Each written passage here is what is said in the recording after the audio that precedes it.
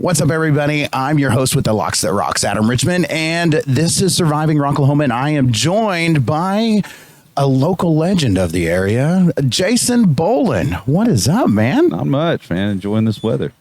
Right? And we got it made, too. We got a breeze. I know. So it's nice out here.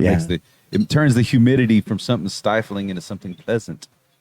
It's nice.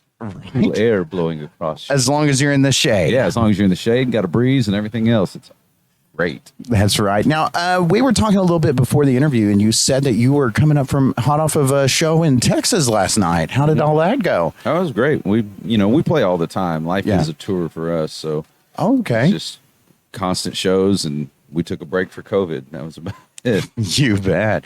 So I like to bone up a little bit on the artist, and I've been listening to you since, Pearl Snaps. Me and my friends, back in our party days, we used to blare that album all the time, going up in Tulsa and back as we were bar hopping. And, I've kind of followed you over the years, and I've noticed that your music has evolved. And I know that you've got some newer projects that you've been working on lately.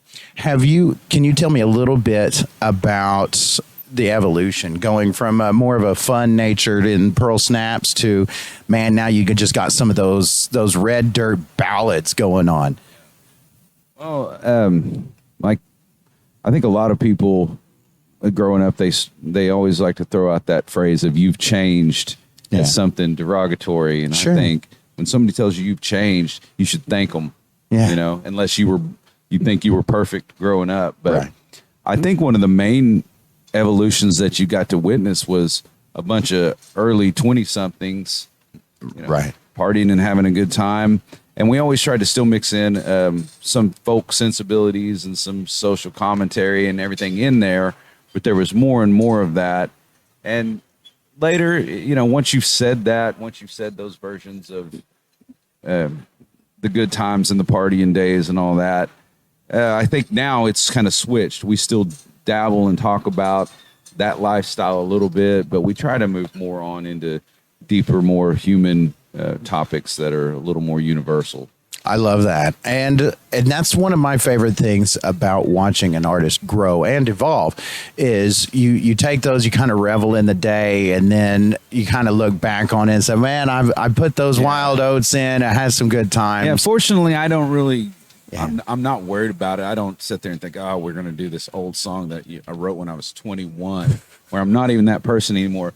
Fortunately, still, I don't think we did a lot that was so lowbrow that you just can't stand to do it. Take a song like Pearl Snaps, it was just, that is a very young songwriter, a fledgling songwriter, just trying to learn almost even how to write songs, but at the same time knowing it didn't want to say something that was just dirt roads and blue jeans. That was already starting to become a thing back then of just the same old. So that song really is almost an experiment in what can you say outside of those normal boxes. Sure. And still make it relatable and whatever. So I think in those days we saw ourselves more as being like rowdy folk balladeers, like almost in the style of Jerry Jeff Walker. Nice. That kind of thing, to where you folk music tends to err on the side, it seems like, on a little bit more of a lightheartedness and in a campy manner,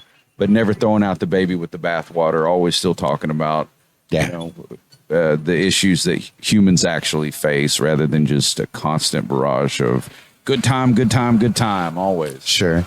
Now, you did mention working with some other artists, and I know that you had the opportunity to work with Shooter Jennings. And can you tell me a little bit, how did that influence change the way you approach writing music? Working with any producer that is really worth their stuff always deepens your understanding of what you do in the studio, and which that translates into your songwriting and your road and your touring life as well. I always want to go down by saying, of everybody I've met in this business all the years, Shooter Jennings is still the most genuine, wonderful, beautiful human being that I've met in this business. And that'd be great just to be a wonderful, nice person and all that. But then still his quality of what he brings to hearing what we do and translating it to tape. You know, we did Dark and Dirty Mile with him, and then now we've done the most recent one that's about to come out in December. And I don't have enough nice things to say about the man. But we also started with, go back to Pearl Snaps, and you've got Lloyd Maines. Right. And that's another, I've been fortunate to work with some of the most genuine and talented people out there when it comes to what I wanted to get down on tape and to get the best out of us. So just been fortunate, and keep writing them, keep hoping to work with more and more down the road, and beautiful, see where it all goes. I love it. I love the story and the evolution. Now, you also, we had also talked that it's been a couple of years since we had any new Jason Boland out. Yeah. Well, what was it, 2014? Album for a whole year. Oh yeah, we were rehearsing it in March of 2020 when it all shut down. Oh my gosh, we were about to record in 2020, and it would have been out by the end of 2020. Wow. So yeah, it threw us off. So when can we expect to hear the newest track from Jason Boland? I think, what did they say, October 6th? October 6th. It's when we're planning on dropping one to all the streaming platforms, and I think they might even do a pre-release on iTunes at that point. I don't know about that one yet, but you'll start seeing stuff in early October, and then we're looking to drop the album December 3rd. It's going to be called The Light Saw Me. Nice. So can you give us kind of like a little bit of context going into this? It's a total concept album. I flirted with the idea, and then how this all came about and how it came around during the pandemic. I'm not the type of person that I don't want to come out and have this coronavirus song or, not that topical. I could see myself sometimes touching things of, where it's that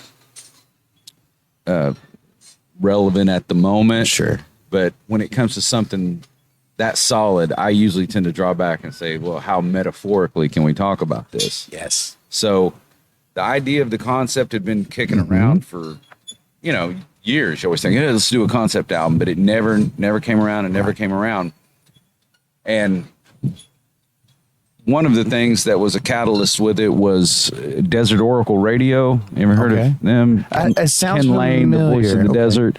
It's just a podcast that I really enjoy, and it was he deals with a lot of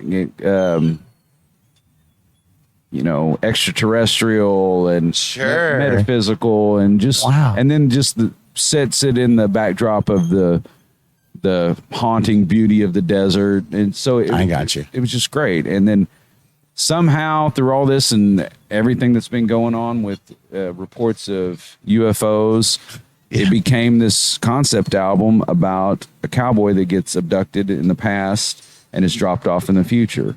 So it doesn't really have anything to do a lot with that portion of the story. It's just in there, and it just happens. It's still a love story. It's still an existential crisis. It's still who are we as people and where are we going? But it's backdropped with that. And again, when you get into that, are you like, how narrative is this? Are you what's the alien's name? Like, it's none of that. It's still and that was the thing that gave us direction on it, and it was a lot of fun, was how much of the narrative versus metaphor do you put into a concept album as you're laying out this story. And then it's totally open to interpretation. Yeah, a lot of the songs are, but if you listen to it all together, and if you look at it, the artwork with it and all this, I mean, you get it. It's completely laid out to what I love it. And I don't even need to like lace my hat with tinfoil or anything to keep. Well, you never know. I wonder if that makes the sound waves, what would that do? Would it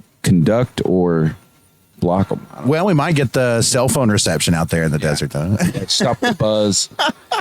It's not a weird record at all. And no matter how much I try to get out there, when we go in and record an album, it still comes out the stragglers. It's one of those things. You guys have got that eclectic sound about you that you can't. It's undeniable. You can't miss it. Yeah, you're not going to shake it. It's either us doing rock and roll, it's us doing country, it's us doing folk, and all the while, if it's original music, I see a big dividing line right now with a lot of people where Right. Americana or alt country or whatever, let's go play dress up and let's all go sound like, how can we make it sound just like Hank Sr. or Sure. how can we make it sound, I've always been standing around thinking, aren't we just supposed to take these influences and move them on? And not that against anybody's, people's art is their art and they go for it in the way they see it. But we kind of got lost in that mix of like, we're not doing what the top 40 country guys are doing. We're not going to sit there and talk about the same Blue Jean Dirt Road song. Yeah. And then, then are you wearing suspenders? Do you have a porch board? Do you have a banjo? Because then you're not country, then you're Americana.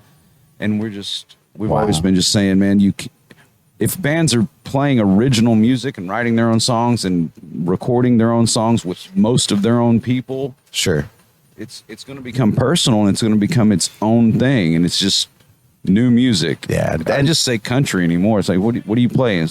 We play country music. I hate the subgenre. Just there's a fixation on neatly categorizing, but you can't do that with music. Not real good music because it's so intermingles. Yeah, and I know that's in a lot of the country music news right now. Is there's a lot of blowback on the subgenres, and I think once that ceiling is shattered. Bands that's been around for like yourself, and so we've seen that evolution that you don't see in the top 40. So I am so glad to see you still doing your thing. I can't wait to see that new track October 6th. What was the name of that? The Light Saw Me. The Light Saw Me. Are we to expect a video or anything? Yes, there will be a video and some little quick reels and advertisements and announcements. Great. We've got a great management team with us now, and I'm really proud of this album. The whole process of recording it was the most enjoyable process, start to finish, that I've ever had recording an album. So that's awesome. I mean, if you can say that at this stage in the game, couldn't be happier. Great. Well, where can people catch Jason Boland and the Stragglers? Now, I know you're playing Neon Moon stage tonight at 6:30, I believe, somewhere in there. 6:40, I think. 6:40. And what's next after Born and Raised? Man, we're always out there on the road somewhere. Yeah. Sure. You'll see us always a lot from Kansas to Texas, Louisiana to New Mexico, and and all points in between that most of the time. And then we get out about 4 times a year and do the coasts. Great. Get out there as far as we can. I tell you what, go to his social medias, Facebook, you're on Instagram, all of those. Make sure that you like and follow Jason Boland. And while you're doing that, do me a favor, head on over to Surviving Rocklahoma, hit that like, follow, and subscribe button wherever you're checking us out, even on those podcast networks. Leave a review. Leave a review, yes. 5 stars, leave a review. It helps this stuff. When you wonder why does this stuff I don't like keep popping up? Go in and review and talk about and share all the stuff you do like, and then you are the promoter. That's the same with us. See, this man knows. So I tell you what, you don't even have to bring your Burl Snap shirts.